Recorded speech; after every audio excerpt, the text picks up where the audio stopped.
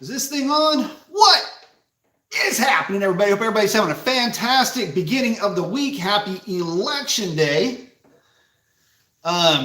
Here's hoping that whoever you voted for wins. I don't know. You guys know me. I am absolutely apolitical. I don't like anything that separates us, divides us. Not big into that at all. So let's talk about tires. Hey, look, that's going to be basically the main point of the live show this evening. Going to mainly talk about tires, both stock, drag, radial, ET Street Rs, DBRs, you name it. We're going to be chatting about that tonight. So basically, let's roll into it straight away. I get, just like every other YouTuber out there, right? Eric's checking in. What's up, man? I like it. CFL's got the 2-arm flexes. I like it. Mark Corleone in the house. John Jones, what's happening, brother? Got the fist bump. I like it. So, you know, just like every other guy said, I get all these questions. Listen, guys, if I were to rank the type or the general question that I get the most, Gart's checking in, hang loose. I like it. Aloha. Get my languages mixed up there. Lightgrid saying Mopar, no car. I like it. So here's the funny thing. Yeah, a lot of guys will say, well, this is the question that I get the most on their YouTube channels. But I kid you not, tires are a massive subject on this channel, and they pop up quite a bit. They pop up in the questions that come in after videos. They'll pop up randomly. I'll have guys hit me up on Instagram as far as tires go. Tires are a major thing. And listen, with the power that these modern cars are making, you have to have a good sticky set of tires. Perfect example of this, Foxy right behind me. Foxy's doing good to lay down about 3 bills on a Mustang dyno. Probably would lay down on a dyno jet somewhere north of maybe 315, 320-ish.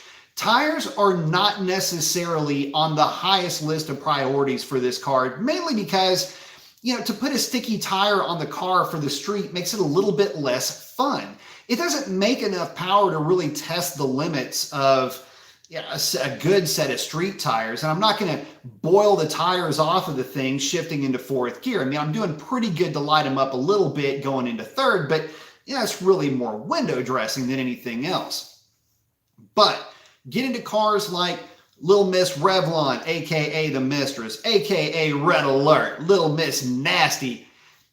Cars like that, cars like, you know, supercharged C6 Vet, blown Mustang GT, aka modern Coyote, blown, Whippled. You get the idea. These cars are making a ton of power, and you have got to have a sticky tire on the back of them for safety's sake. I mean, I remember my Lightning wouldn't hook very well on a downshift unless it ran drag radials. My Vet, which was naturally aspirated 5.7 LS6 with just heads, a cam, and some intake work, that thing was downright scary without drag radials. So you kind of get the point. Modern cars have to have modern, very good tire technology.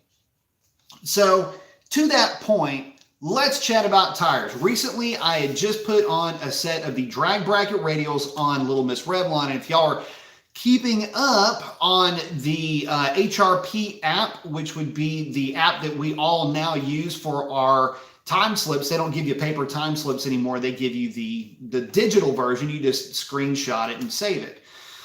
Well, if you saw that, you could see that with the DVRs, the Hellcat ran back-to-back 10.33 with an 8. This was early on in the night. She was fat fuel. DA was still relatively high, but she ran a pair of, 10.33s with an 8.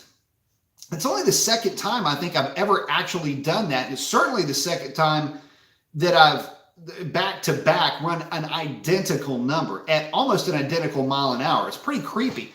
Pretty cool, though. DVRs were doing a good job early on, but where the DVRs, those drag bracket radials, did such a good job. By the way, there's a review video that I did as well on these tires, but I wanted to talk a little bit more about the process in this as well to kind of bring you guys up to speed and give you a little bit more in-depth compare and contrast, let you guys ask some questions too along the way. Where the DVRs did really well with this car, as the DA dropped there were a ton of cars showing up at the drag strip. So much so that they ran out of time slips, or ran out of tech cards rather. Over 300 cars showed up, and about 75% of those cars, you guessed it, street tires. Now, that's great for getting folks paid, but if you're one of us that are running either drag tires of some sort, whether they're, you know, a tread patterned drag radial or a drag radial or bias ply slick, you're going to be a bit annoyed by that, because as those street tires run through that track prep, they just tear it to shreds. Where the DVRs did a great job is they bit hard. Initial bite was very strong, and they hooked and the car booked. It was that simple, and it was that much of an easy transition from light burnout to stage, go watt, and the car went straight down the track. And guys, I'm stoked about this because I had been on board with Mickey Thompson, ET Street, and ET Street R's, both bias ply and on the radial side, really for as long as I can remember. And the interesting thing about all of this is that where those tires would have maybe not done as well as these was that initial bite, especially after track prep had gone away, and especially after the humidity started creeping up. One of the things that I didn't mention in my review video was the fact that the freaking humidity was so intense. It went from, I think it was like 53% to 81%. It's a huge flex over, or shift over, flex over. What the? Anyway, it's a huge shift over from 51 to 81. There was water beating on my rear spoiler. That's how much humidity was in the air. So again, you know, how we had a little bit drier conditions, whatever. If my aunt had a package, she'd be my uncle. Y'all know exactly where I'm going with this. Lower humidity, the car would have gone even quicker, maybe even gone a teen or a deep 20. I already went a 25, but could have even gone a deeper 20 had that humidity been lower, and the car could have gone teens in 0 DA. Now that's kind of a big deal. So anyway, the tires did great. They were unbelievably stable on the big end. They feel like maybe they've got a slightly softer sidewall, but damn, I mean, we're talking splitting hairs here, guys. I mean, seriously splitting hairs to start pulling any type of a like a comparison at speed between these tires and of course the ET Street R's, which you have to compare them to. There's no other tire really for these to be compared to that I'm aware of. And keep in mind one other thing. So I admittedly had no idea that the DVRs existed whatsoever. In fact, embarrassingly, I didn't know that they existed. The thing is I was so entrenched with the ET Street R's and getting my car set up and running on the ET Street R's that I never thought to look outside of that particular tire. But I'm so glad that I did, because I feel like I have somehow inadvertently stumbled onto a really good tire for the drag strip. And I say for the drag strip primarily because I wouldn't say that this would be something I would want to try to run back and forth, you know, street to strip, which don't let me forget, but that's coming from Hoosier. And your boy's working on, you know, a little brand ambassadorship here. So,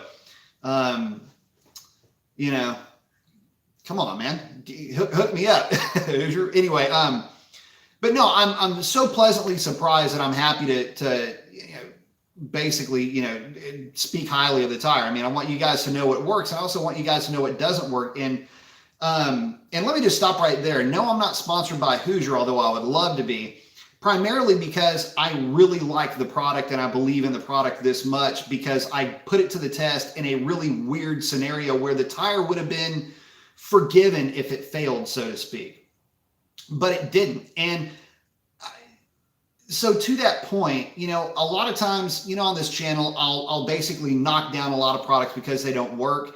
This is one of those times where, guys, take my word for it, this product works really well, and I was pleasantly surprised. By the way, Skeeter body count Over under is going to be put at about 3 tonight. So keep that in mind. So anyway, getting back to it.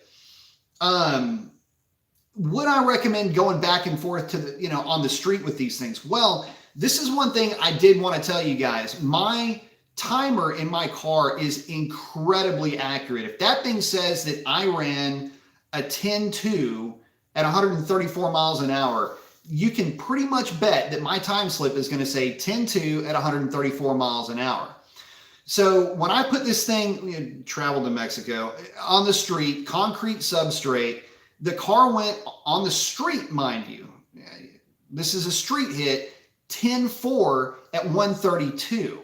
So there's only a couple of tenths difference showing from what it was showing on the drag strip versus what it was showing on the street. That's how good that initial bite is with these tires. So, and I wouldn't have even tried that with ET Street R's, primarily because I've tried that with ET Street R's and it didn't work out. So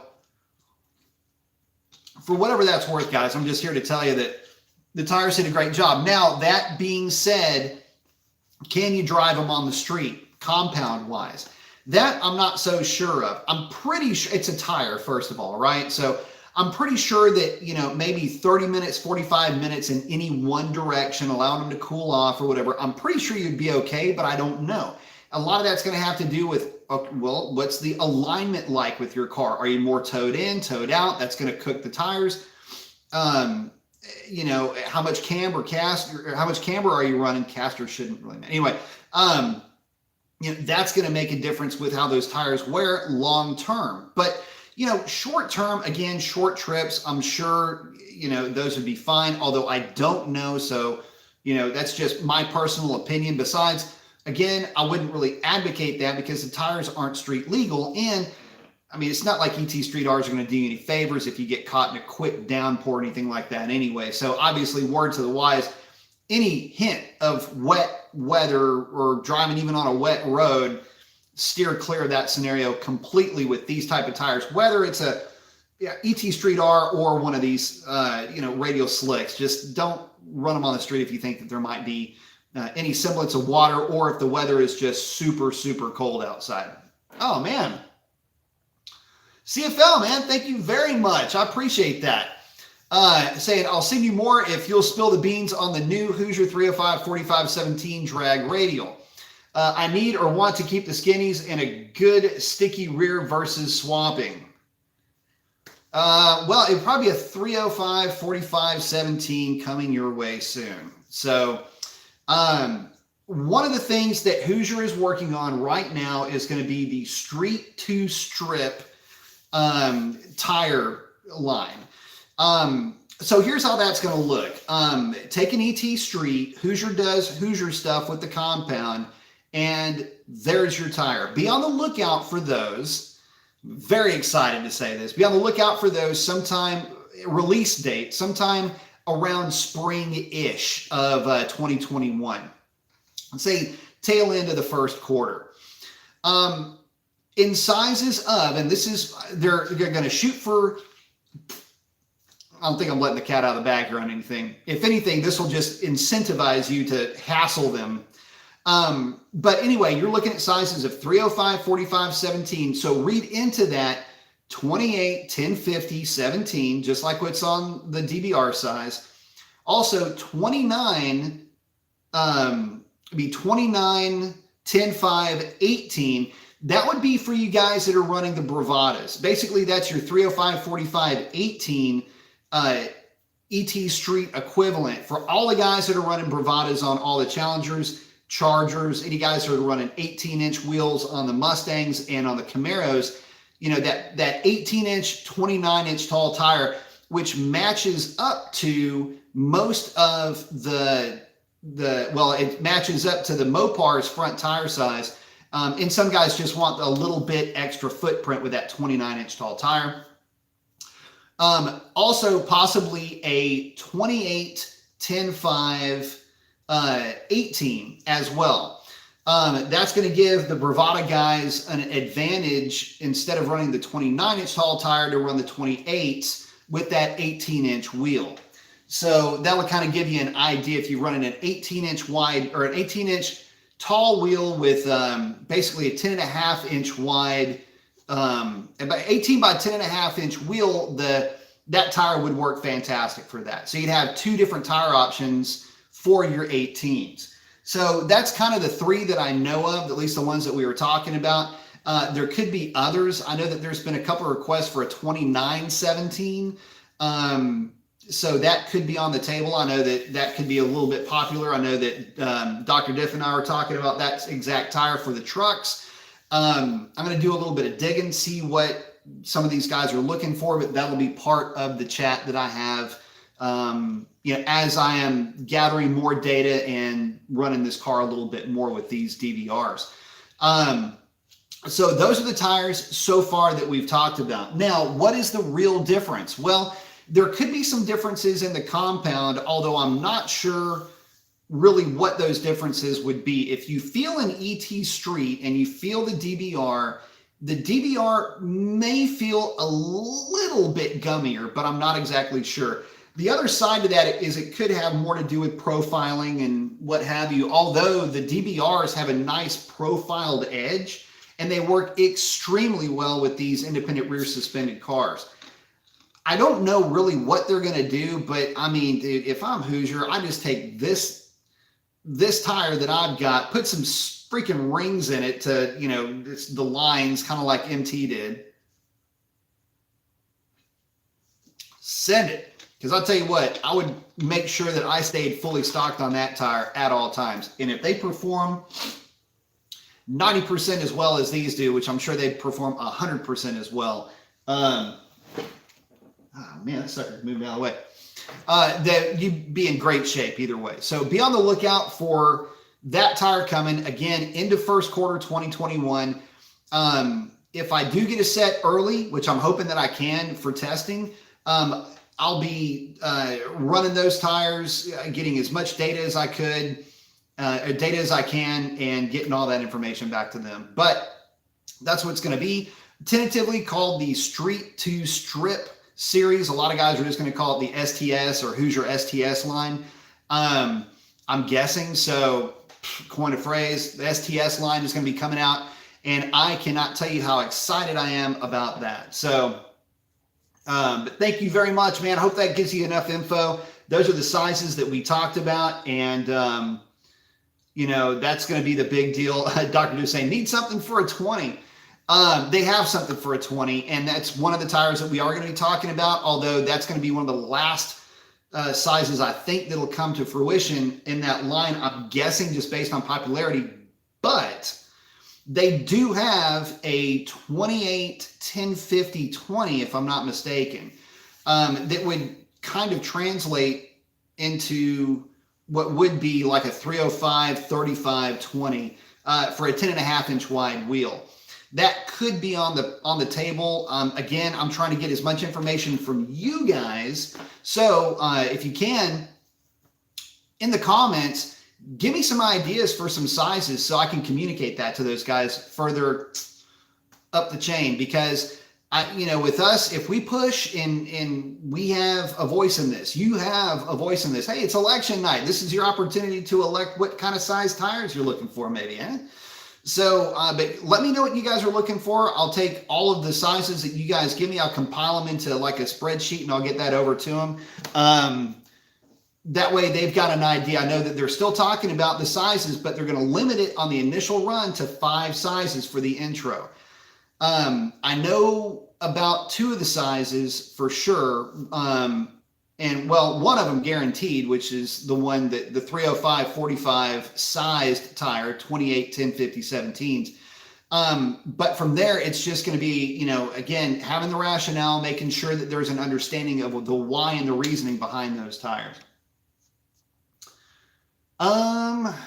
Not saying I've got a ton of pull, but I mean, I got at least, I've got somebody's ear, and sometimes that's about as good as you can get. So, but thank you, brother. I appreciate that.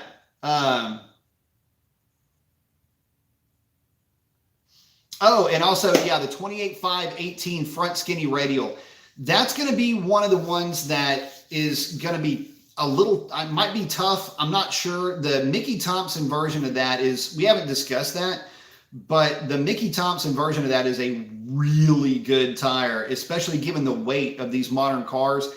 It handles the weight of this 4,400 pound with me in it car really well. So there's that. Oh, by the way, yes, I wanted to talk about one other thing about the trip to the track before I get into this. The car dead hooked hard, right? Y'all are going to love this. The last pass that I made, the car fuel yipped. I wasn't data logging it, but it felt like it fuel yipped on the 1-2 and the 2-3 shift when the needle was just a tick, like barely under a quarter of a tank. And I should know better than to do this, especially with a tire this good.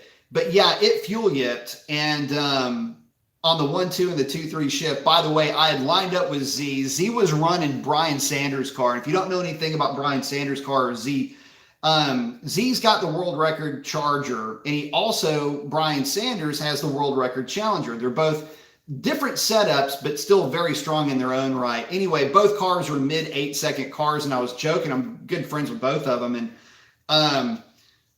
we ended up lining up. We're the last cars on the drag strip. And Brian says, how much of a lead you want? I said, I want the whole track. So he literally gave me, I think he gave me about an 1/8 of a mile head start. Anyway, right at the end of the track, this thing comes monstering up right next to me. So it's pretty funny. But that's how fast, that's the difference between a low 10-second car and a mid 8-second car. Basically half the track, if you've ever wondered what the difference would be or could be. So I figured y'all get a kick out of that. Let's see. Bear with me here just a second. Okay.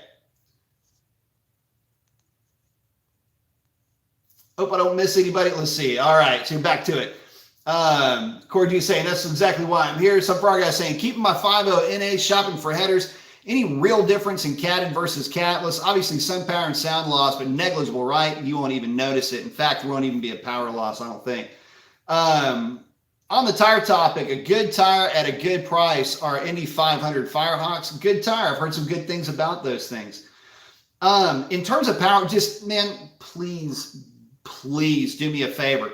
Run the metal substrate catalytic converters on your car. Please do not run those mini ceramic catalytic converters. They're more restrictive than your stock catalytic converters. Number one, the biscuit just isn't big enough because the biscuit is universal for catalytic converters nowadays.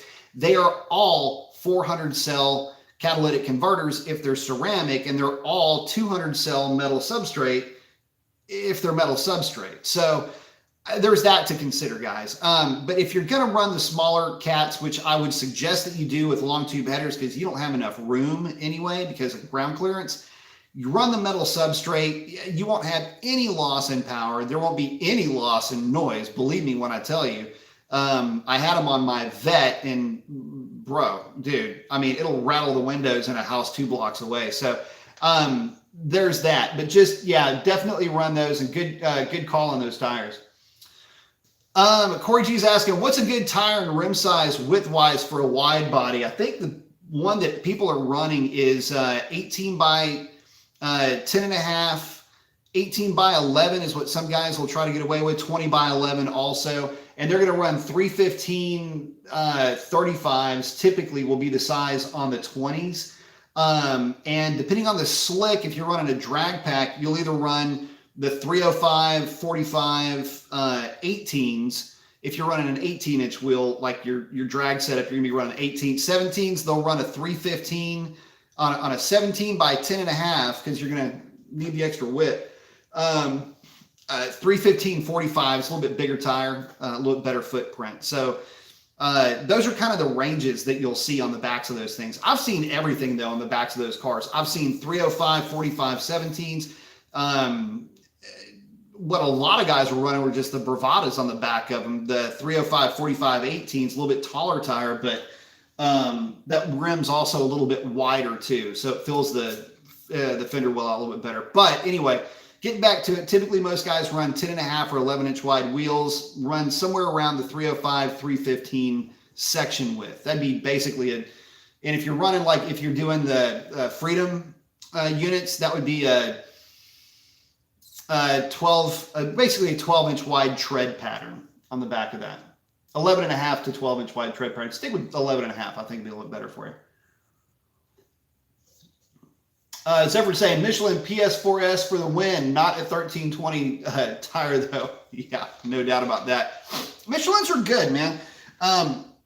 So let's talk daily tires. Let's run into some of this, tire stuff here.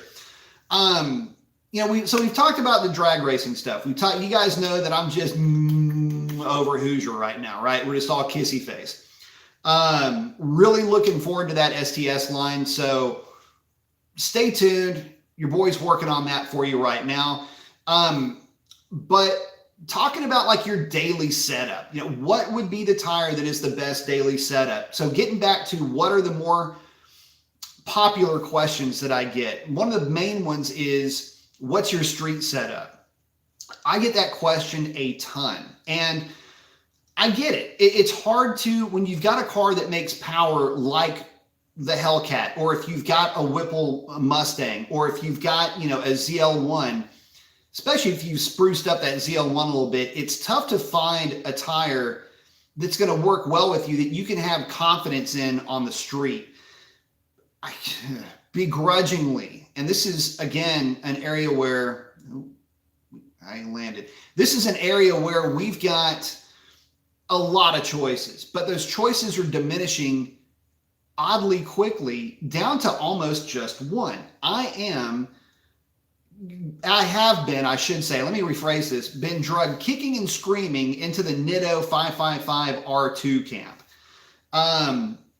You guys, if you haven't ever heard me whine and complain about those tires before, I will spare you the misery of that. But I will say this, not a huge fan of the tire in terms of the looks of it. Although now that I have the Demon replicas on the car, I love those tires. You don't notice the busyness of the sidewall anymore. The fact that they bulge out a little bit because those tires are really 315 as opposed to 305, which is actually not cool on their part. But anyway, I digress. That tire is really good. If you haven't seen my videos about the wet weather driving, some of the launching, some of the just street stuff I've done with that tire, they're really good tires all the way around, although I wouldn't want to necessarily take them to the drag strip very often. Ooh, body count, 2, jab, back to back. There's bits of one, there's bits of the other one. Still got the jab, baby. 2 already. So anyway, remember, body count on Skeeters, 3 tonight. So that's your over under. So anyway, getting back to it, the main issue, the main thing that I was seeing with those tires is that they're really good at being a tire. They're great in wet weather. They're good enough from a 30, 40, 50 roll based on just the power to weight ratio that I've got with that car. But where they kind of aren't the best is at the drag strip. I can tell you this, they are really good as long as the track prep is phenomenal. In fact, let me rephrase that. They are acceptable provided that the track prep is phenomenal, but anything less than that, they're just not going to bite. But that's okay because that's a daily setup. That's the setup that you're going to be going back and forth basically on the weekends. And I say daily, I used to daily drag radials with my Lightning. I've daily drag radials with my Vet. I've daily drag radials with this car. That can get real expensive, but if you want a sticky tire that is going to allow you to be able to drive the car and utilize the power that it's making, you're going to have a sticky tire underneath it, or you just won't be able to use any of that power. Just all go up in wheel spin. And it sounds like it sounds like a lot of fun. It is a lot of fun until you go to roll on the throttle to get out of the way of something, or roll onto the throttle to try to get on and up, on an off ramp or whatever, or an on ramp rather, and you inadvertently are boiling the tires up the on ramp.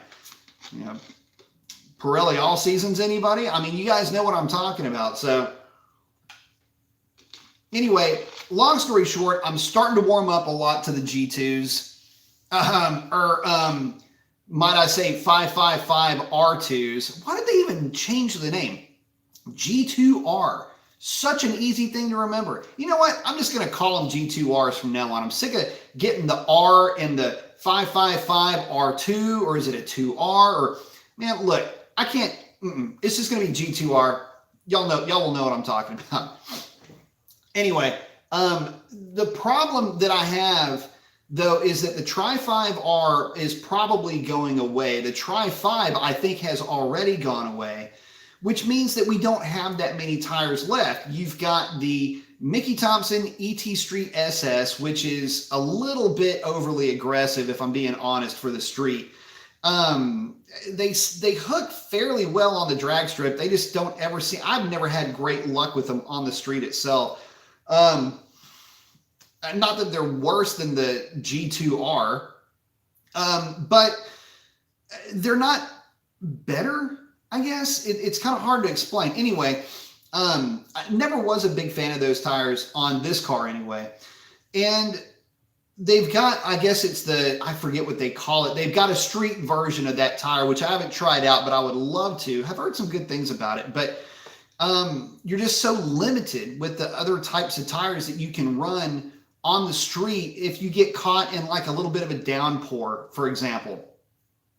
The 555 R2s will perform just fine. And again, you'll see in that video, I'm in the left-hand lane passing people in that wet weather with those tires, just driving the car like normally. I wouldn't dare even think about doing that with a set of Tri-5Rs, much less with a set of ET Street SSs. So that'll kind of give you an idea as far as how good those tires are in general. But anyway, that's what I'm running now, and I like the way that they look, weirdly enough, which I'm still having a hard time understanding how my brain switched that around. But anyway, they look good on the Demon replicas. CFL, thank you very much. Saying, I told you I'd send more. I love it, man. Thank you very much, brother. I appreciate it. I really do. And again, hopefully that got you some info. Yeah, hopefully that got you some info for what you might be doing with those things. Let's see. The Wolf saying, ran an incognito pulley and JLT intake with Hoosier 28-inch tall slick and runners, minus 500 DA, car dead hooked with torque reserve launch, 160, 60 foot. No tune, car went 10.9 at 129. Not impressed with the result. Get that pulley off of your car right now. Dr. Diff is on this chat. And if he's already seen this and hasn't already started losing his mind yet, based on the data that he's pulled off of Hellraiser pulley cars and incognito cars with no tune, then I'm sure he will be doing that very shortly. One of the issues is that the airflow table in a Hellcat, and I'm not going to get too deep into all of this, but it's basically airflow, okay? Let's say it goes from 0 to 1.5. 1.5 is the max. The stock car in negative 500 DA, a stock car, will pull 1.5 in some instances. It'll be at like 1.43 to 1.44. You can pull a 1.5. In fact, I've pegged that air meter with my car and it's got stock pulleys. And it's an early 15, which means that it doesn't quite make the boost that some of the later cars do. Because of clearances in the supercharger between the rotors and the housing. Hopefully that tells you something already. You are going outside of a parameter that your computer can handle. Not to mention, with no tune, you are going into cat overtemp real early. It's dumping a ton of fuel into it, which is why you ran a 10.9 at 129 as opposed to a 10.2, which is what this car would run, or like for a Charger, maybe a 10.4, with stock boost with just a tune that doesn't really do anything but add fuel to the car. So, but here's the thing. What I'm getting at is that negative 500 number. That's the spooky part for me. We had a guy with an incognito lower at the drag strip, and he was a little bit upset with how the car was running. And between myself and another guy, I basically begged him on the spot, please don't run your car anymore. Because if that thing goes kablam, it's going to be, I mean, listen, let me just stop right here, bro. You are going to tell me that you're going to wager roughly, let's call it $12,000 between engine and labor and whatever else, potentially a blower, because when those things let go, shit goes flying everywhere inside of the, anyway, you're going to wager somewhere around $12,000 on what is an incognito lower pulley cost? $800. So it's like going and saying, okay, for $800, I'm going to risk $12,000. That is not good math, buddy. A tune is going to put that thing in a much safer place, and you've got to run a different set of injectors because, as we've already seen, pulleyed cars get pretty deep into their injector duty cycle. This car will get around 81% into the injector duty cycle.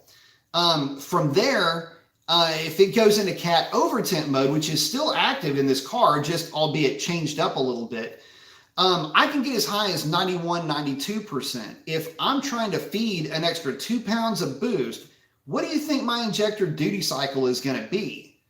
Well, it's going to be 91, 92, if not near 100 at minus 500 foot DA before it goes into cat overtemp, which is when it starts dumping fuel into the thing to try to protect the cats. So get the car tuned, put an injector on it, put the pulley back on it, and pick up a legit 70 horsepower, 50 to 70 horsepower, or risk the entire engine in that car. I think you know where I stand on that. But again, Dr. Div can chime in with what he's seen on just the data when he collects it, and it's not pretty. So let's see. Jerry's saying, I've seen someone get flex fuel kit for $392, claims 10% horsepower gain without a tune. Me personally, I wouldn't run an 85 without a tune. What are your thoughts? So this is when it comes to Mopar performance, this is like the alchemy of Mopar stuff. Making flex fuel work. In other words, a true ability to flex between gasoline and the 85 and everything in the middle, right? So far as I've seen, I haven't seen it work. Not 100%, and it's not fail-safe when it does work for any real length of time. And what's weird is that the car kind of learns around it in a way. I know Livernois had a kit for the Trackhawks. Perfect example of this. Livernois had a kit for the Trackhawks, and the way that it worked was that it would work for what seemed like about 3 or 4 months. And then out of nowhere, the Trackhawk would start to have a hot start issue. Anyway, from there, the whole thing went south and it didn't look pretty. But to give you an idea, that's the most successful one that I've seen was the Livernois kit or set up in the tune and whatever, and it just didn't work. I know that HP Tuners is working on that. I know that Pikes Performance, Alex has been working with those guys to try to perfect the system, but here's the problem. So the way that it works is like this. Kind of like the GMs do. I'm going to talk about demons for a minute because that's going to be the thing it'll help to trigger your understanding of this a little bit better. When the race PCM is installed in the Demon, it's looking at short-term knock retard to figure out what kind of fuel is in the tank so it can give it a preset amount of timing that's going to be higher than stock for 93 octane. If it doesn't see the knock, it's going to assume that it's got race gas in it and it's going to throw the extra timing at it.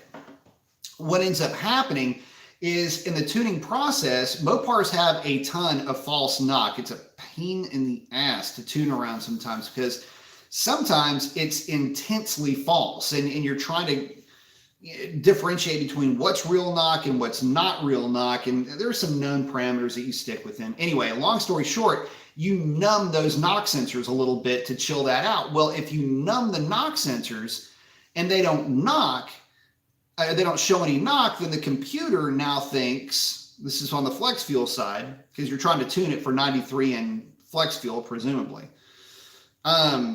What'll end up happening is the computer thinks that it's got 100 octane in it when it's got 93 in it.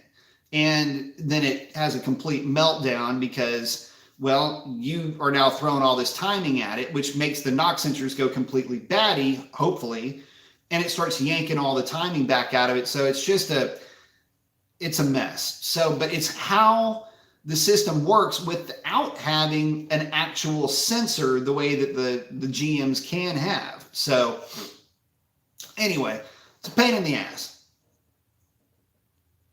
But getting back to it, let's see. Dr. Dude's taking it and say, my man, what's up, B? Got the arm flex. I like it. Pastor Potter's saying, hi, Doc. Juan's checking it and saying, much respect, brother. Much respect back, my friend. Hope everything's going well for you. Thank you.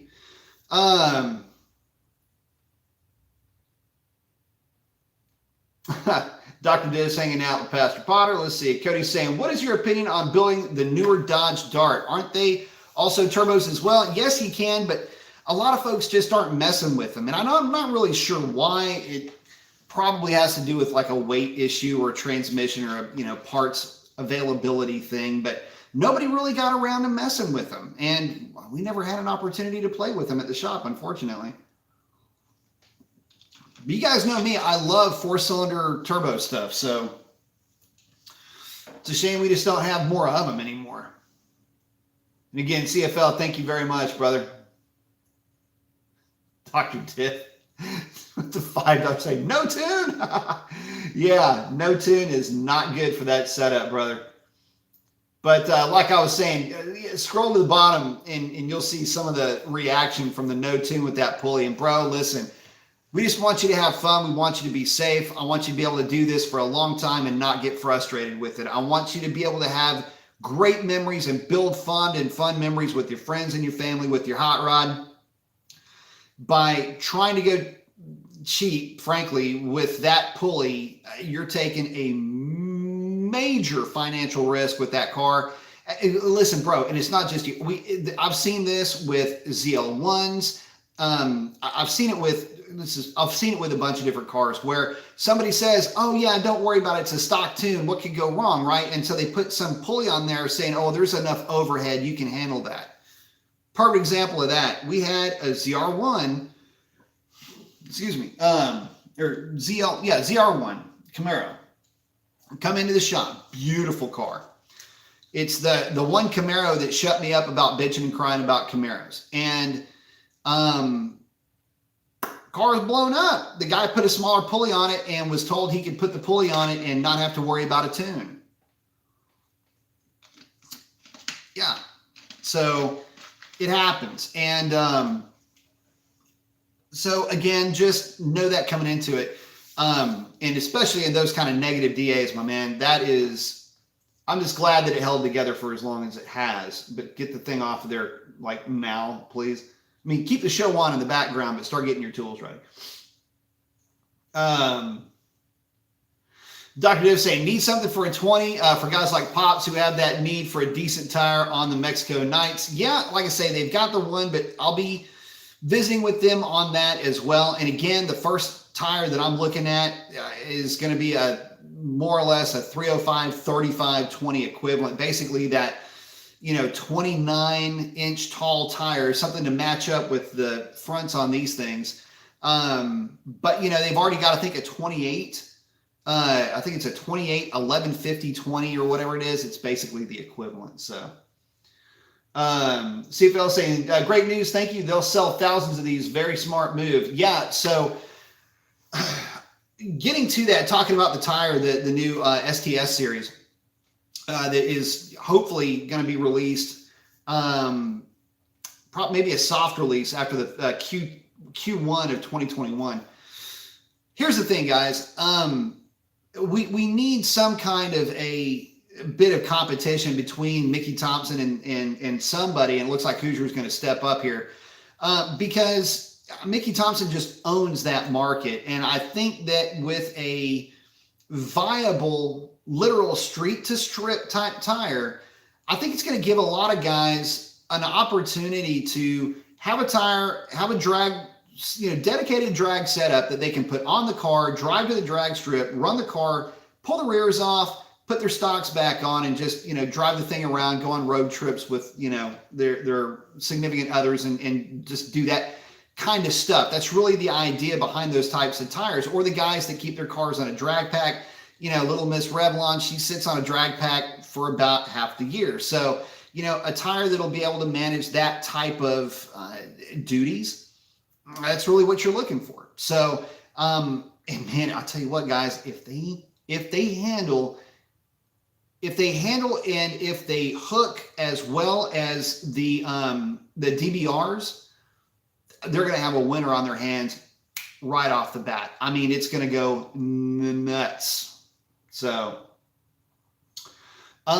Zephyr R&D saying, I know it's small, but 275 4020s for the guys that have the stock Scat Packs, SRTs, 1320s with stock or replica wheels. It's an option. It's something to consider for sure. No doubt about it. Dr. Div saying, my track setup was a 315 5017. One, maybe two sizes taller than that would be great setup on the trucks. This is the biggest ET Street R in a 17 you can get, to my knowledge. Maybe 30, 31, 10, 5, 11, 5 by 17. TU checking in, the mighty B Mason. Thank you, sir. The powerful TU is with us. I like it. And again, CFL, thanks again, man. I appreciate it, brother. Zephyr saying the Firehawk Indy 500s are real good for the money, although I do prefer the PS4s. I'm curious about the Firehawks compared to the triple nickels, though. I don't have a lot of recent exposure with the Firehawks, though back in the day, that was a pretty popular setup for F-bodies. Not to be confused with the actual Firehawk, but that was about the time I think those tires came out, and they did pretty good back then. So, but yeah, no, I do like the PS4s, but for sure I would like really anything. It depends on the power level, man.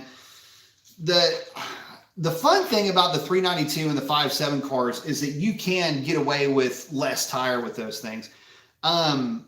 You start messing around with the higher horsepower stuff, and tires just are the bane of your existence. It gets more annoying to own something that you really can't enjoy unless you are at the drag strip or you are already in like high mile per hour conditions, 75, 80 miles an hour, 60 miles an hour. That's about the only time you can walk these things and have them still hooked. But to that point, it brings up another point. For the NA guys, a tire like, for example, Tri-5 R2 is going to last a lot longer, and you can daily your car with that setup. I daily Shalandra with Tri-5 R2s on the back of her for a while. So, and they just don't burn through them because, they actually hook at that power level, which makes those cars a riot to drive on the street because now your street performance matches your drag strip performance, which is pretty cool. So now I get it. And of course, the normal drag radial line is something that I really believe that Hoosier is missing out on. Mickey Thompson's got a good look at it. Nitto's got a good look at it. I think if Hoosier just had the 275 40 and the 305 35 sizes locked in on their normal drag radials, I think it'd be a lot better deal. But I have zero experience with those tires. But what I would need is that 305, well, I don't know, 315 35 if it's, the same width. It's probably the same dang tire I've got on, from the Tri-5 R2s, knowing the widths and how those things work.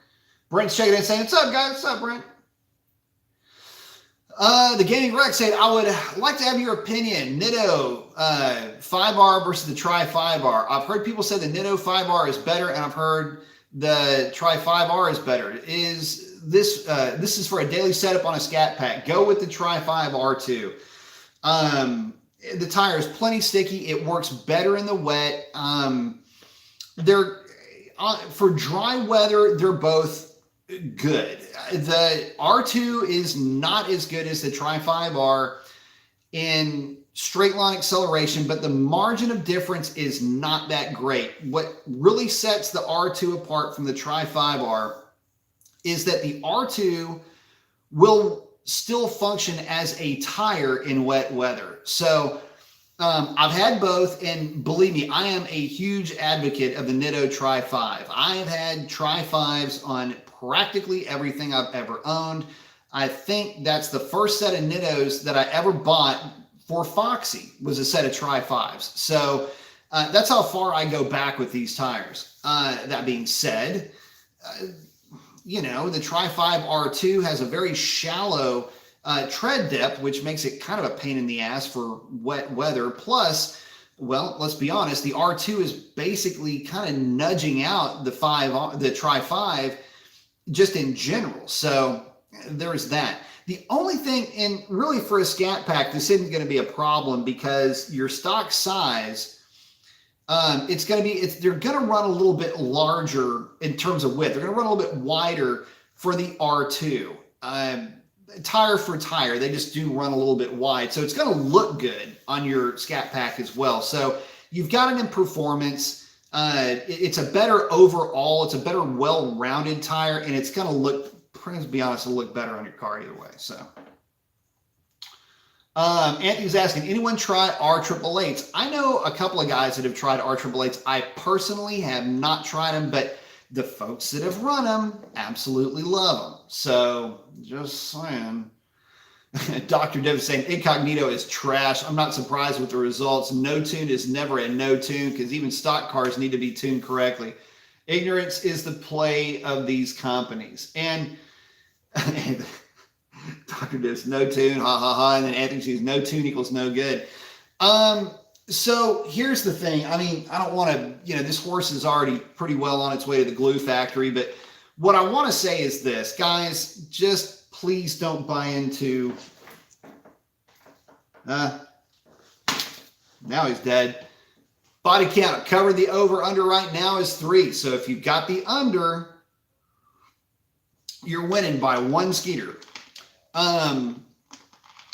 Listen, you guys know me. I'm very straightforward. I'm very honest about my product reviews. I don't do a ton of them, but when I do them, I want to make sure I'm bringing you guys honest to goodness reviews on these products. That's why if I say I like something, it's because it blew me away. If I say I don't like something, it's probably because it just flat out didn't live up to its claims. This is a situation where this is a bit of an ignorance play on the part of the manufacturer. So let me, oh my God, there's a pterodactyl on my wall. That's 4. Oh, no, it's not. Ooh. Came back. Anyway, dude, do not mess with that Skeeter. I freaking thought I smashed that bad boy. I took my hand away from the wall and it just flew off. Like that Skeeter just called me out, called me a bitch and flew off. Like, what's up, man? Anyway, so here's the thing. When it comes to these no tune required pulleys, that play works, unfortunately.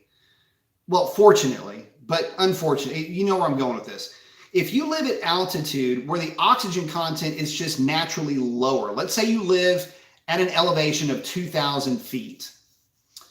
If you put an Incognito pulley or you put a Hellraiser pulley on your car, you're basically just density altitude correcting your car to 0 DA conditions, as though you lived in Houston or Florida or, you know, somewhere near the coast, right?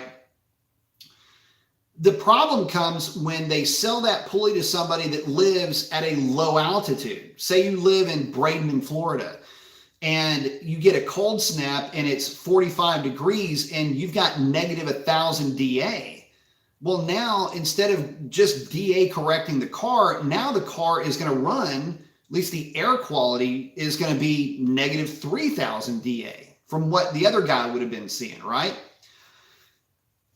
That is a lot of a difference, and that can be the difference between the car popping and not popping. Keeping in mind that Hellcats, by the way, run lean from the factory. They're not, these things are a little bit different, and people, they have a mindset, they'll have a mindset of the cars that they had heard about, or maybe they worked on cars. I doubt it. They just paid somebody to work on, which is cool. That's how we get paid. But they didn't do the work themselves. They didn't do the math themselves. They don't understand the intricacies of what goes on. So they think that these newer cars work the same way that the older cars do, or did, I should say, and still do, but they don't. It couldn't be further from the truth. And Hellcats run, this is going to sound weird, but the AFR, the command equivalent AFR that they're looking for is 12.7 to 1, where conventional knowledge would have you put the thing at 12.0, which would be like, 0.82 lambda for you lambda guys. Like 0.81 would be like a 0.78, 0.8 ish AFR. You get the idea, right? They're running a lot leaner. So when it's commanding this leaner mixture than it really should, and now it sees more boost, and then you go outside of your parameters and it doesn't pull timing anymore. That's the other thing. You're running a timing table that once it gets to a certain level, it doesn't pull timing anymore. Like if you were to throw 20 pounds of boost at it and run the thing out to 6,300 RPM, you're going to get 15 degrees of timing, whether that's a good thing or a bad thing. If assuming that your knock sensors catch it in time and start going completely haywire, yank all the timing out of it that it can, and now you're back to just not making any power because you have no timing in the thing. You can see where I'm going with this. It's just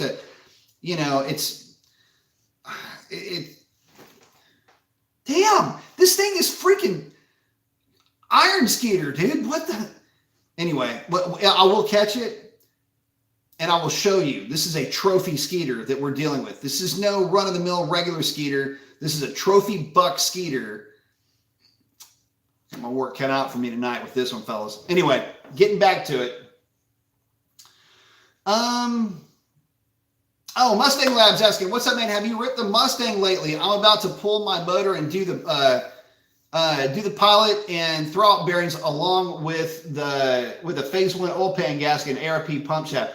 So yeah, man, as a matter of fact, this past weekend, snuck her out for a little bit, snuck her out for a little scoot. Yeah, man, I'll tell you what, I had a riot with her. I made a couple of adjustments to the tune, and I tell you what, she's running good. AFR is now running right at, in 4th gear, max load gear, I'm pulling somewhere around 12.3, 12.5 AFR, which is what the car seems to like. It likes a little bit more fuel. So we're just going to keep it nice and happy. I had it about 11.9. The car seemed to like that, but I went ahead and pulled that back just a little bit. But that was pretty much me playing with it. I mean, it's just, she's doing great. Can't wait to get a few more things for the car. So Foxy's going to be getting some new trim pieces because Fox body life, but she's also going to be getting an ECU extension so I can get the thing out of the footwell of the car where it's sitting right now, and get that thing up underneath the seat. It can hang out with that MSD box. So anyway, that's what I'm up to with the car. But yep, I did, and she's running good. Congrats on the new kit for your car too. Let's see. Scat's been saying, I'm experiencing a little more heat soak on my 392 after I installed the shaker hood package on my Scat Pack. I'm surprised about that. Oh, well, I guess I shouldn't be. Where the filter sits, it looks a lot like the Mopar cold air kit, and there's a big gap right in front of it. And a lot of fan wash gets in there. So you may notice it get hotter like it idle. Once you whack the throttle and get the thing up to speed, it's going to drop really fast. You've got a couple of different areas that air is making its way into that air box, but I can kind of see where you're going with that. When I did the testing on the Mopar cold air intake, for the 392s, that's one of the things that jumped right off the page. As a matter of fact, that car, Shalandra, I could tell the difference backing out of my garage. That's how quickly I noticed the difference on that thing. So I think the shaker setup is very similar to that. So if it's the actual, the actual shaker, hood setup, you went, full Monty on that deal. But once you get it running, I still think it's the best intake system for that car. Let's see. Oh, Dr. is saying, my drag pack is difficult to light off on the street, although it will chatter them from a 30-40 roll at high boost. They hook well. The best tire for actual use is a Nitto 420. I can light them up at 90. I understand killing tires for sure. Yeah, you and me both.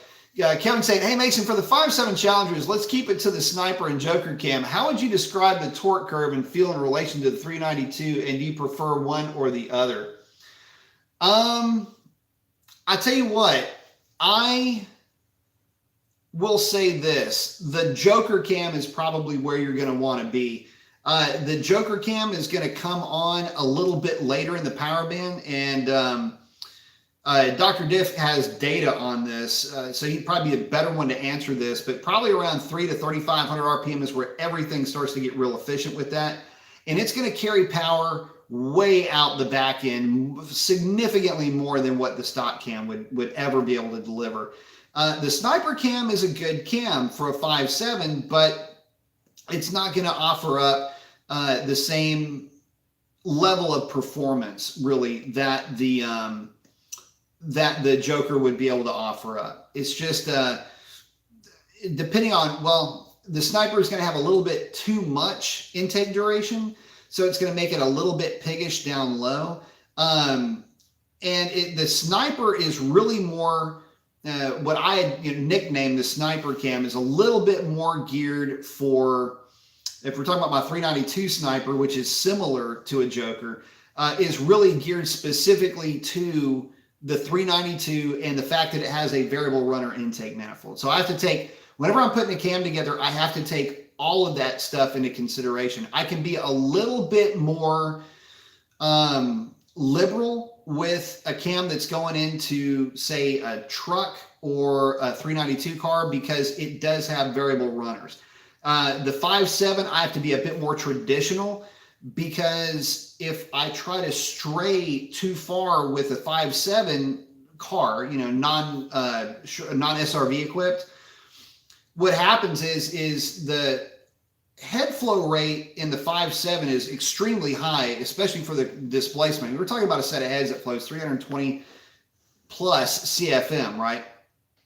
So port velocity is low, and I've got to be really smart with the type of cam that I put together, because if I'm not, it can just give the thing a fit in terms of being deterred down low. So for the 5.7 car, I would certainly go Joker, because it's designed to work with that intake manifold.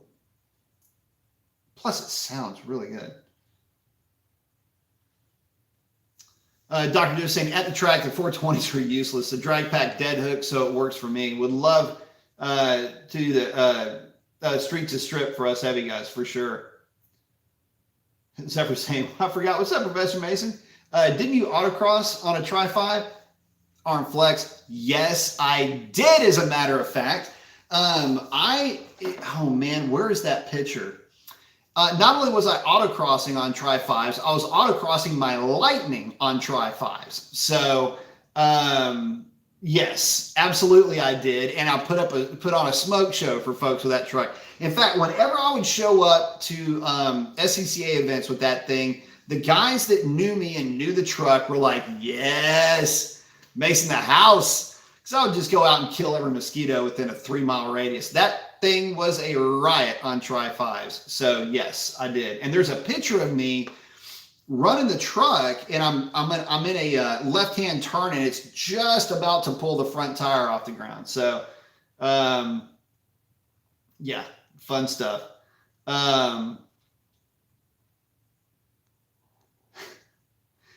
Dr. Div saying, sorry, not enough on the comment for the whole statement question. Saying only in Texas, mosquitoes in November the size of large birds. Yeah, no, listen, man, that thing comes back around again. Dude, that thing sticks its face into my neck. I'm going to end up looking like a freaking raisin. So, let's see. Chris Harris said, hey, B, I have an SRT Max Plus cam, an 87 millimeter ported throttle body, and long tube headers and a tune, and only made 401. Do you believe that's accurate, or is a tune holding me back? And that's a 5-speed automatic trans on an 0961 Challenger. Man, to be honest with you, you could do better with a different cam. I don't want to, I don't want to be that guy. And it's a matter of fact. I mean, I know that with the Joker cam on a 5.7, we made over 500 with a pickup truck. So it could be the tune that's holding you back. I don't know much about the tune that you've got, but it's just one of those things where, shit, man, could be the tune, could be the cam profile. You got to remember that if you don't want to get overly aggressive with Hemis. And here's the thing, guys with Hemis, just remember this. You are not a wedge head. You are not an LS. You are not a Windsor. You're not an old school, 350 or 383 for that matter. The port velocity is slow. And when you go with a cam with a lot of lift and a lot of duration, you'll hurt performance before you'll help it with a Hemi. Whereas with an LS, you just keep throwing cam at the thing and it just keeps making more and more power, just further and further and further to the right on that dyno sheet. So my suggestion is hold what you got, but I'm pretty sure you can make some changes to the tune and dial in a little bit more performance. Depends on how long ago it was tuned, what version of like HP tuners, for example, was available at that time. There's some things to consider, but 400 to the wheels, there's certainly some room to grow there for sure, brother. Dr. Div saying Joker starts to light off around 2,400 and is full in at about 28 to 29 and will carry to the 62, 6,400 RPM. I ship Pop's car at the 6,000 mark, which carries me to about 62 and it pulls. Saying its sound is absolutely great. It doesn't lose much for drivability if you keep it down in first gear.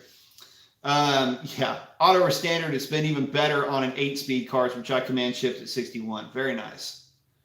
Saying will auto surge or idle surge on an auto at low speed RPM. So 30 miles an hour sucks sometimes, but 35 is fine. Know what I mean? So this is one of those deals where you do have to idle the Joker up a little bit, but dude, it's all part of the experience. You can go smaller and you just won't get the same theater, and that's what a lot of folks are going for. They want the performance, which by the way, the Joker will absolutely lay it down. Enough so to where it will scare a 392 car on the highway. It'll certainly scare the living hell out of an LS3 Camaro, won't it, Dr. Differential? Just take my word for it. That car walked away from a FBO LS3 car. Which is impressive considering it's a heavier car it's a heavier car with a smaller engine, 5.7 versus 6.2. Anyway, getting back to it, where was I? Getting back to what? Let's see. Time out. Oh, we were talking about cams. Yeah, the only thing you need to remember when it comes to cams too is that, don't change out the cam, but just know that you're giving up something to gain something somewhere. And if the whole combination doesn't know what to do with what you're doing, that's when you get into a mismatch and the cars just kind of fall on their face a little bit. They'll always seem like they run flat. They'll sound flat too. Some for our guy saying, did you see the news coming out of the Ford camp that the 2023 Mustang could get their 6.8 liter pushrod engine? I've heard that. I saw that briefly, and I didn't pay a whole lot of attention to it. For you guys that don't know, Ford has a large displacement 2-valve engine that has gone into the trucks, and it is a powerhouse. I started off just like whatever with that engine. I didn't even give it the time of day, only to find out that boy was I wrong. So if they do a hot rod version of that in the cars, it would be pretty sick, but I just don't know if they're going to go through with it. I've heard rumors, but then again, we've all heard rumors, right? So,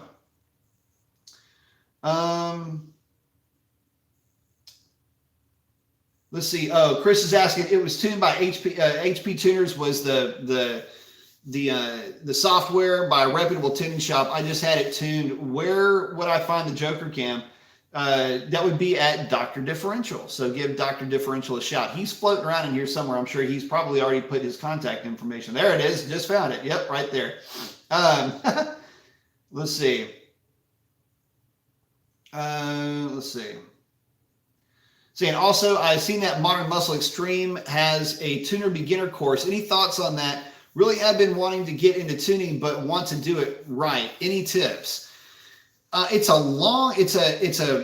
bell curve has a very steep arc to it. But I don't have any experience with MMX or any of their tuning tutelage. I was able to learn what I do know. I'm certainly not an expert, but Alex Pites was able to kind of show me the ropes a little bit on some of the stuff for the Mopars, but I've been tuning on cars using Calicon Cal Edit with this old girl right here, as well as SET software for the Lightnings. So I kind of came into the conversation with some background in tuning and camshaft design, lots of MDE type stuff. So there's that, but any knowledge that you can gain will be knowledge well found. So if that's something that you're interested in doing, if you're passionate about it, get into it, and then start practicing and learning with your car. And main thing is ask as many questions as you can, because if you don't know something, the only way you find out is by asking the question. So I say give it a go. Let's see. Kevin's asking, the reason why I compared the Joker and Sniper to the 392 was to see how close it is to the 392 tip in and feel. So once you get the Joker kind of spooled up a little bit, the tip in is pretty abrupt. The 392 is just always there, especially in stock form. The Sniper on a 392 is basically the only way I can describe the Sniper in a 392 is that the 392 starts to act like it's just a bigger engine. It just makes more power everywhere. The Joker feels like a hot rodded small block. So that's kind of the difference in terms of feel. But a lot of that has to do, though, again, you got to remember with the difference in the intake manifolds, where you've got an SRV equipped manifold with a 392 and you don't with the 5.7, which is a real shame, by the way. And Dr. Diff is checking in with his contact info. Mustang Life saying, you guys don't know a lot of what Ford has. Let's see. I don't know a lot of what Ford has. Well, yeah, no, I don't. Mainly because the Coyote scene has been basically taking over everything that they do. So, any news about a 6.8, basically a big block Mustang, wouldn't have much understanding of that, because everything that they've done has been riding on the coattails of the success of that Coyote. But we'll see how well it packages. That's going to be the main thing. Dr. Div's having some technical difficulties over here. That's awesome. You know what? I'll tell you something, Mustang Lab. I would love for that to be the case. I would relish in the idea of Ford getting back into the big torque game. Let me tell you what I'm talking about. When I test drove the Mustang GT, it was after I had driven the GT 350. I had a good friend of mine that had bought a GT 350, and I was able to play around with the car. And I had a lot of fun with the GT 350, but the downside to it was that it was gutless down low, especially comparing that to the 392. But it was a riot on the big end of the tack. And the problem is that it pulled well, but it never really freaked you out, right? It didn't really throw you in the back of the seat the way that an old GT 500 would. I am on record. You guys keep in mind, you know, obviously Foxy was my first Fox body, but she wasn't my first Mustang. I've owned Mustangs in one way, shape, or form. Let me think about this for a second. Damn. For about 20, holy shit. Yeah, I'm starting to feel old. For about 25 or 27 years, I've had a Ford Mustang in my life. Or especially, if not that, a Ford, well, yeah, because of this car, but if not that, then a Ford of some kind, whether it was the Lightnings or my dailies, my F-150s and all of that. So imagine my surprise, if you want to call it that, when you had Ford coming out with a GT 500. Ford, never mind the Terminator Cobra and the Lightning. The Lightning, by the way, which is what kicked off this push for hot-rodded, you know, supercharged stuff. I mean, yeah, the 3800 Buick motor, the supercharged, had a little bit to do with that. Also the GTP Pontiacs, but we're talking about V8s here, and that's really what got this thing kicked off. And the GT 500 existed at a point in time where there was no Camaro, there was no Challenger. It was just Ford making something that made 500 horsepower, but more importantly, 500 pound-feet of torque. That thing was a beast for its day. And I still, to this day, would love to get my hands on an early GT 500 because I love those cars. Everybody will talk about the later ones, and yeah, whatever. Just pulley up the old GT 500, throw me the keys, and let me have a ball with it. But that was the last, the GT 500, the run of GT 500s. It was the last of the big torque hot rod Fords. And I was bummed to see it go because when that car went away, it was a lot like just the genesis of what we have now is now gone. It's on the mantle, so to speak. The statue has already been erected, but we're walking past it every day. We're not noticing it. That was a GT 500. And so when the new GT 500 was released, I was just all lathered up about it because, oh shit, you know, supercharged and, you know, it automatic, maybe, you know, 6-speed manual. Of course, it's going to have a 6-speed manual. What GT 500 wouldn't have a 6-speed manual. Maybe they'll put the 10-speed in it. And I'm just freaking out, totally manic, right? Well, then it came out with that transmission that it came out with, and you know, quite honestly, that is the reason why there's not one sitting in the garage right behind me right now. So, you know, to say that I don't know about Ford stuff, man, you're exactly right, because they kind of went a different direction that I was wanting them to go. Bit bummed.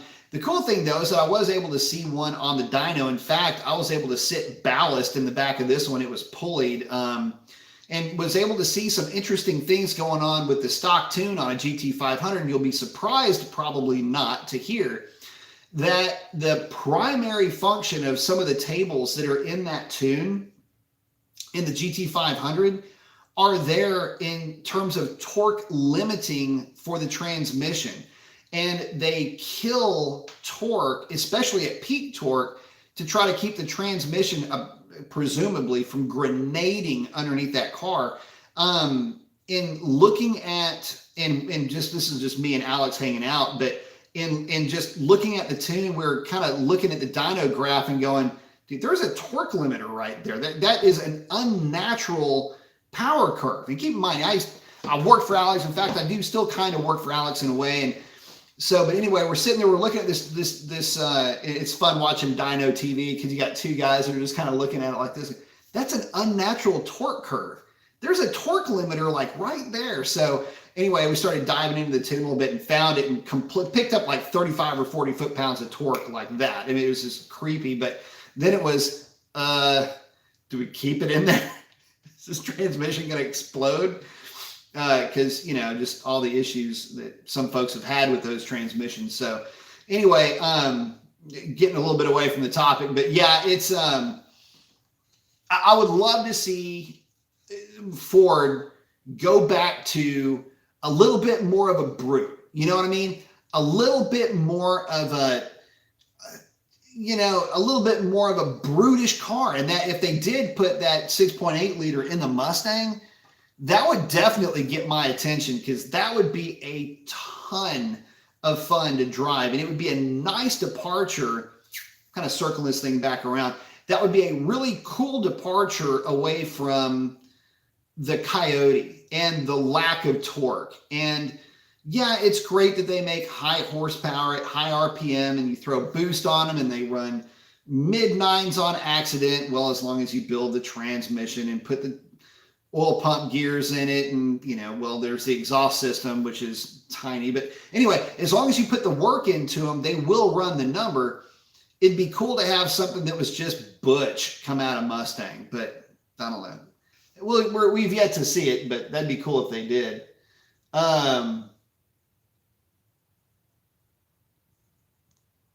Let's see. Mustang Lab asking, did the roll cage hold up in the Charger after you hit the train? Oh, something Mary Crazy Larry or whatever? Oh, no, you're talking about... Oh, yeah, Fast and the Furious. Yeah, no, it's still, everything's great. So for I gotta say, I would love to see that 6.8 Windsor engine is, and especially a car like a Boss 429 variant. Well, remember where they made the Boss back in the day? That orange car was pretty nasty. I didn't think they would ever take the Coyote out of the Mustang. You know, I'd like to see him do something different at this stage of the game. Let's be honest. I mean, I've been a Mustang fan for a long time. And I'm even on record as saying that I swear to you, I think that they somehow or another snuck in and took my measurements when they made the GT350. Because the car, the ergonomics in that car fit me as though they were tailor-made for me. I loved driving that car. But again, you know, it's fast, but it's not torquey. It's fast, but it's not as satisfying to drive as one of the Challengers. Mainly because the Challengers, you just get that instant hit, right? You don't have to wait for it. You're not buzzing around the way that you would be with a Mustang. So great canvas though, and a really good place to start if you're looking to modify a car. And more to the point, guys, let's be real. Mustang, little bit of lightweightnesses, you know, a little bit of weight reduction, a tune, an exhaust system, and a drag pack. It's a fast ass car. That's a mid 11-second car. So I don't know. It would just be kind of neat if Ford would, I don't know, do something that's not so clinical, right? And this is where it kind of gets a little bit frustrating for me because, you know, I've also said this a ton of times too, guys. You could have a Ford Mustang, one of the new Mustangs, on one side of your garage and a Scat Pack shaker on the other side of your garage.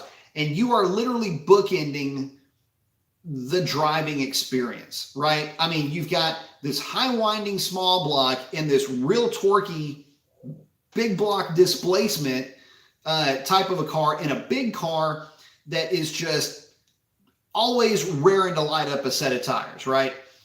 And you've got the high winding surgical precision of the Coyote, and it does Coyote stuff.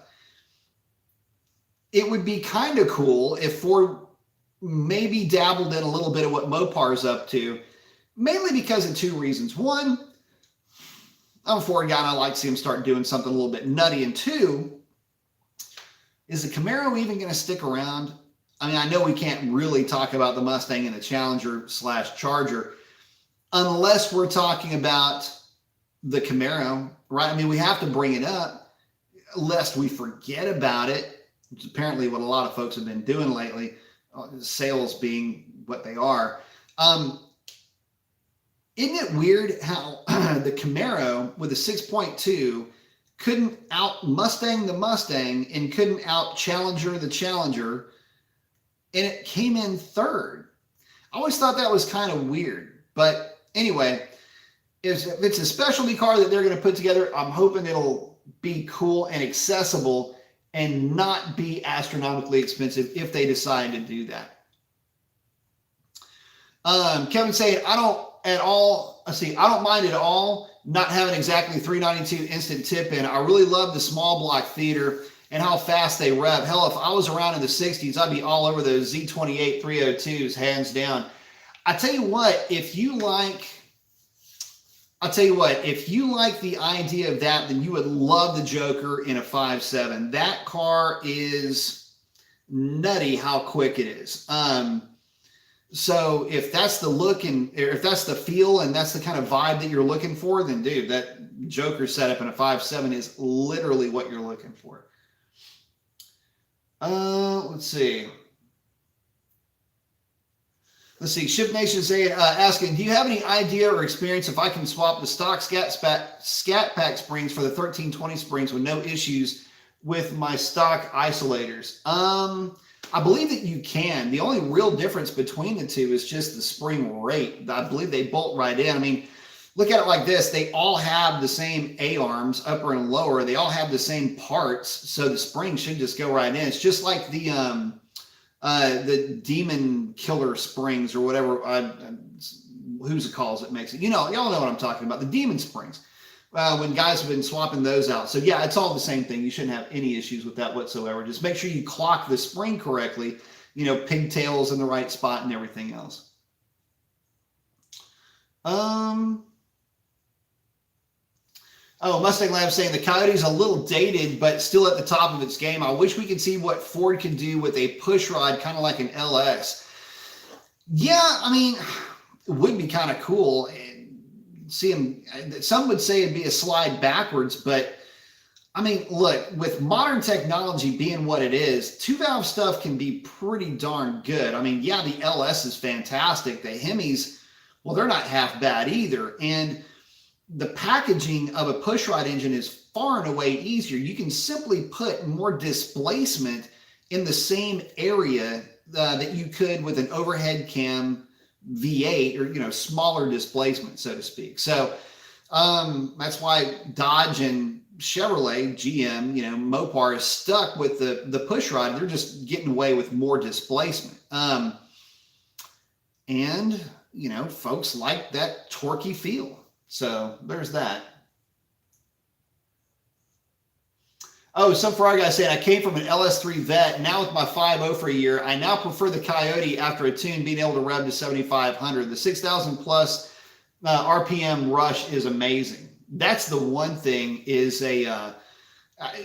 you cannot, look, say what you want about whatever engine family you like, but damn, man, I love me some Coyote for that exact reason.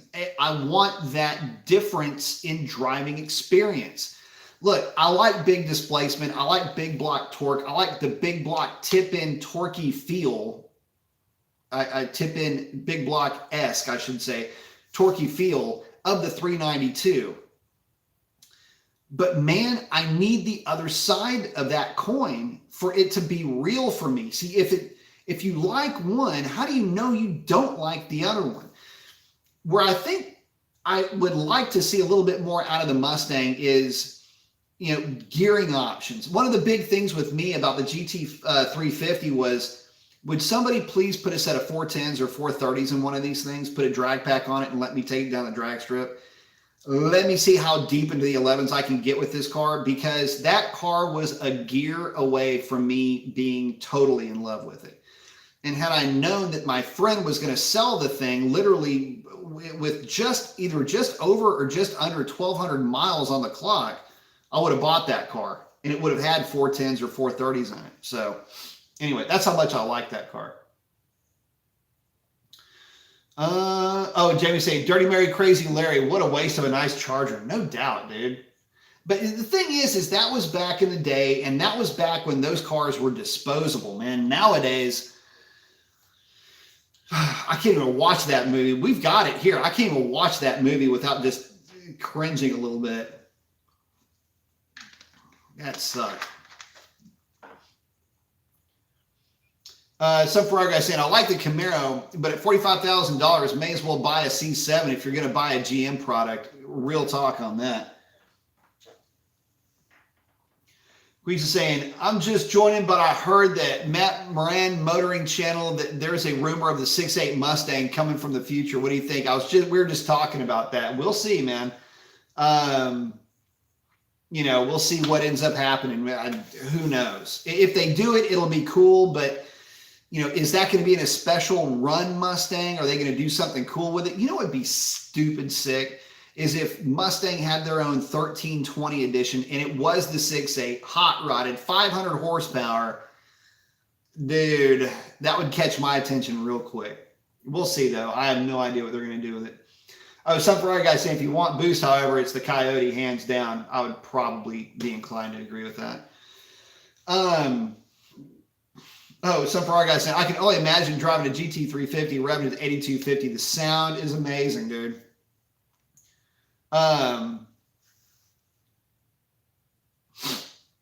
Mustang Labs asking, what other manufacturers have lifted wheels on magazine testing? 2015 Mustang. I don't know what that means, bud. But let's talk. Okay, so getting back to tires. So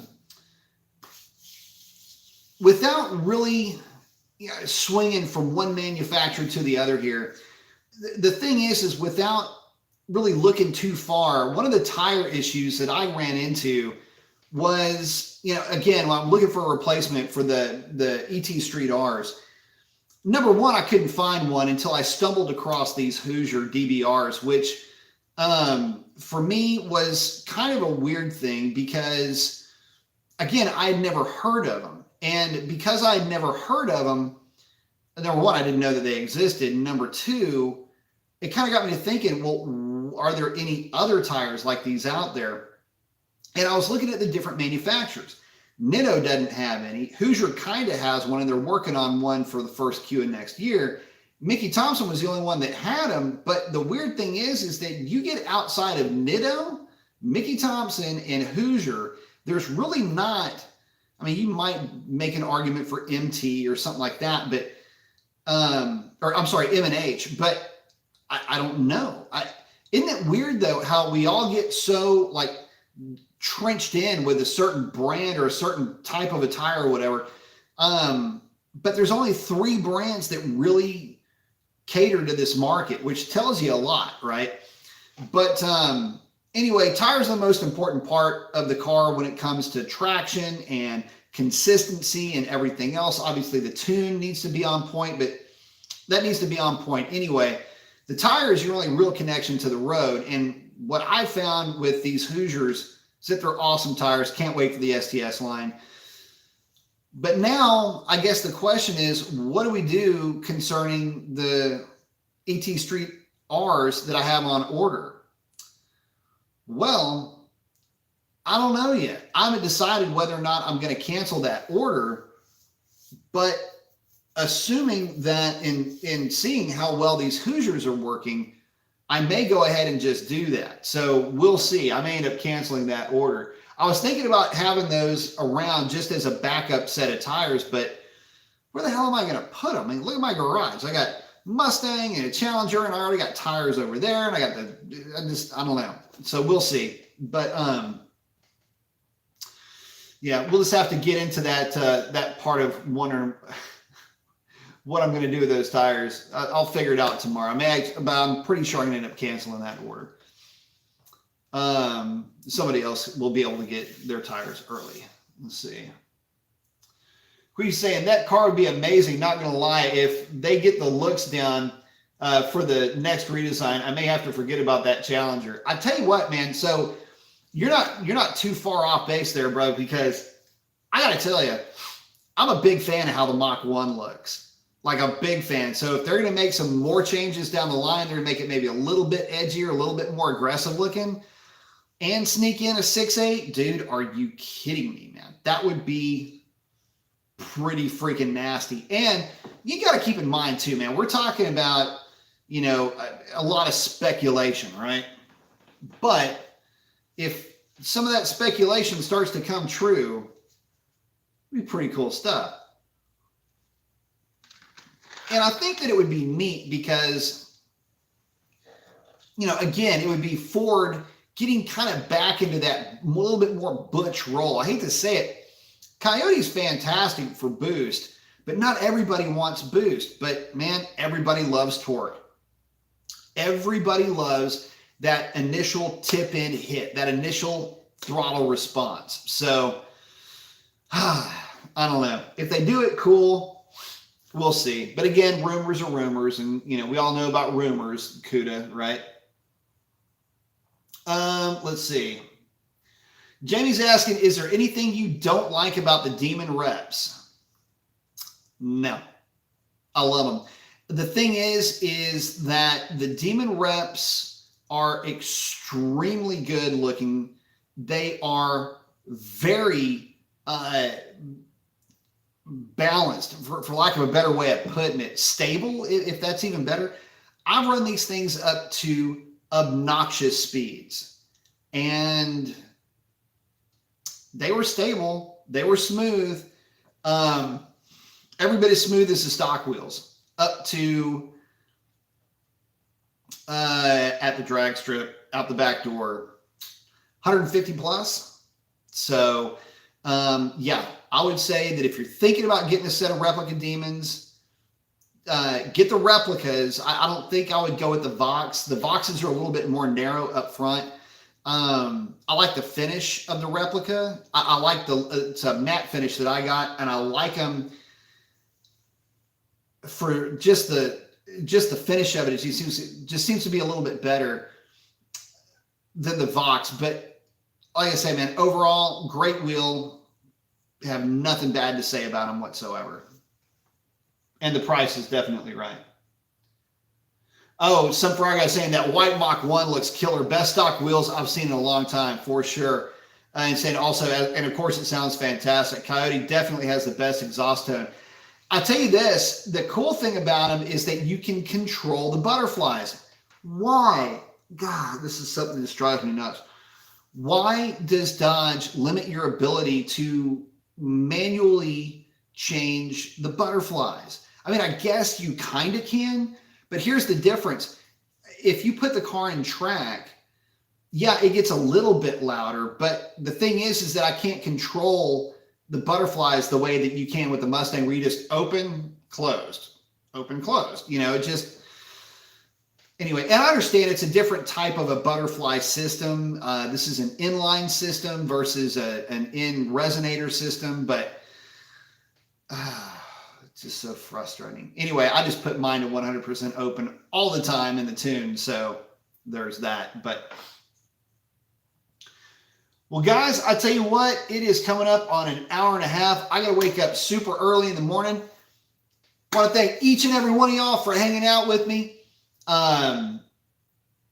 We will catch y'all on the next one. God bless. Love each and every one of y'all. If you're going to send it, don't bend it. Keep it shiny side up. And that is a wrap. Y'all have a great one. Adios.